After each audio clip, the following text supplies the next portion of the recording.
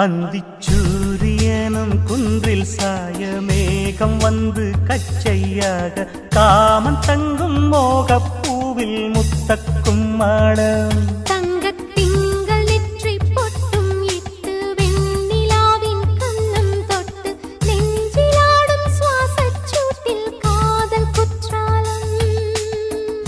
தேன் தெளிக்கும் தென்றலாய் நின்னருகில் வந்து நான் சேலை நதி ஓரமாய் நீந்தி விளையாடவா நாளும் மின்னல் கொஞ்சம் தாழம் பூவை சொல்லி